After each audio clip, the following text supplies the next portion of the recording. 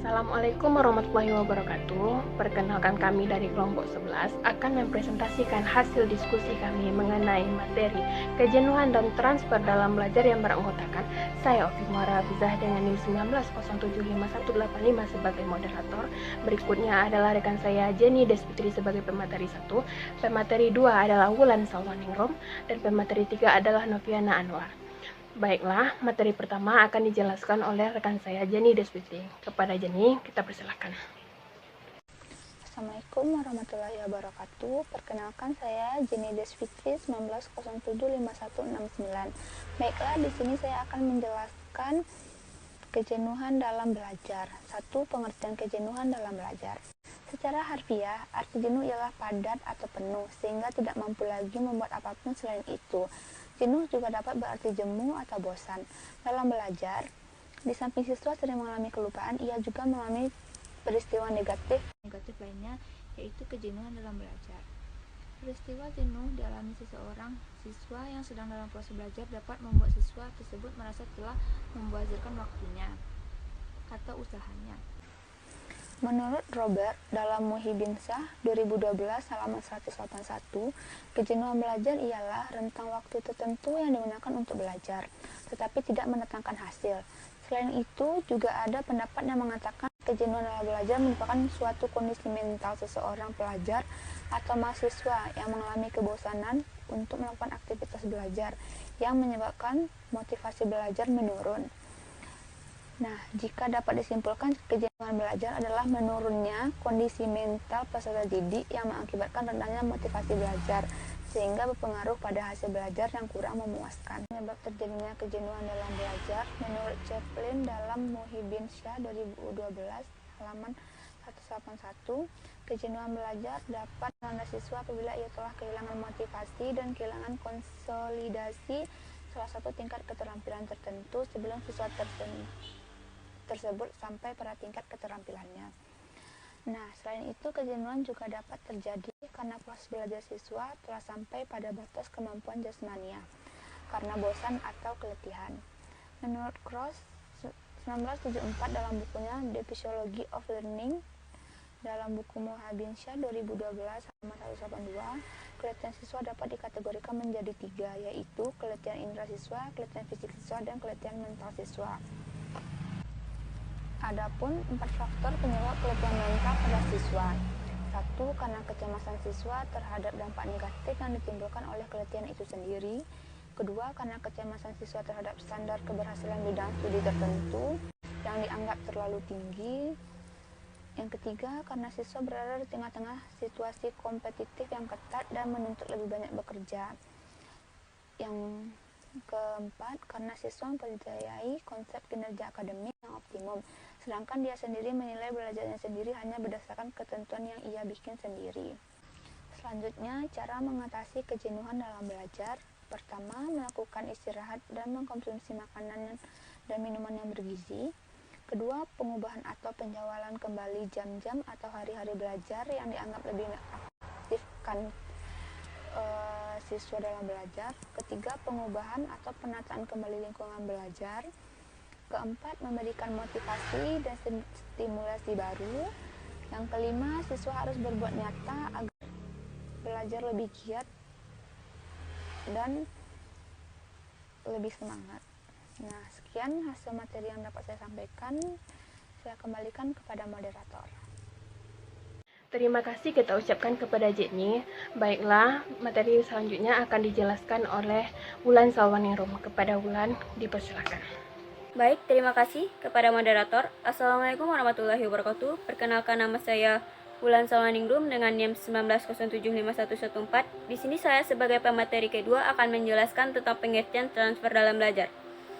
Pengertian transfer dalam belajar merupakan pemindahan keterampilan hasil belajar dari suatu situasi ke situasi lainnya, di mana kata pemindahan keterampilan tidak berkonotasi hilangnya melakukan keterampilan sesuatu karena diganti keterampilan baru pada masa sekarang. Oleh sebab itu, definisi ini harus dipahami sebagai pemindahan pengaruh atau pengaruh keterampilan melakukan sesuatu terhadap tercapainya keterampilan melakukan sesuatu yang lainnya. Yang kedua, ragam transfer belajar. Menurut Gagne, ragam transfer dalam belajar dikategorikan menjadi 4 bagian. Bagian yang pertama adalah transfer positif. Transfer positif ini dapat terjadi dalam diri seorang siswa apabila guru membantu siswa tersebut belajar dalam situasi yang dapat mempermudah siswa tersebut belajar di situasi-situasi lainnya. Yang kedua adalah transfer negatif.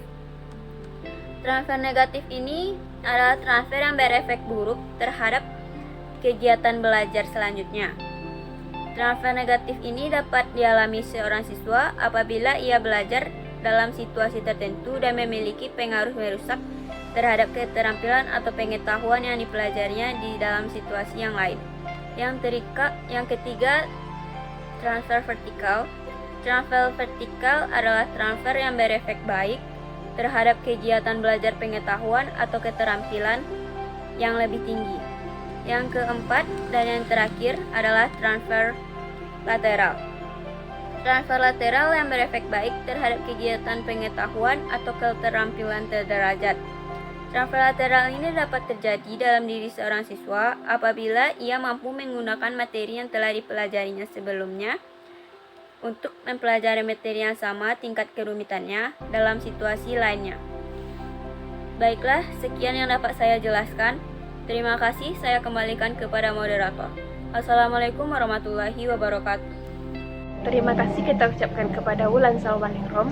Baiklah, materi terakhir akan disampaikan dan dijelaskan oleh rekan kita Noviana Anwar. Kepada Novia dipersilakan.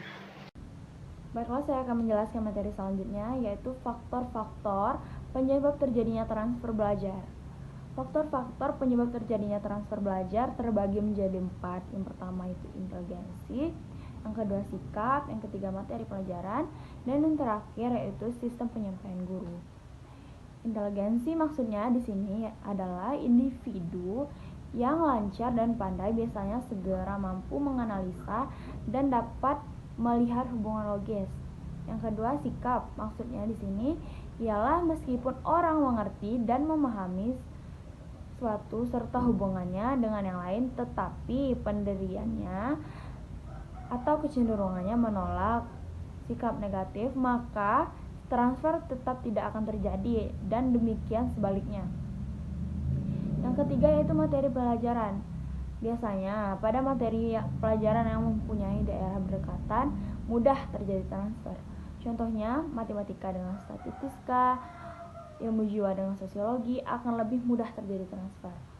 Dan yang terakhir yaitu sistem penyampaian guru.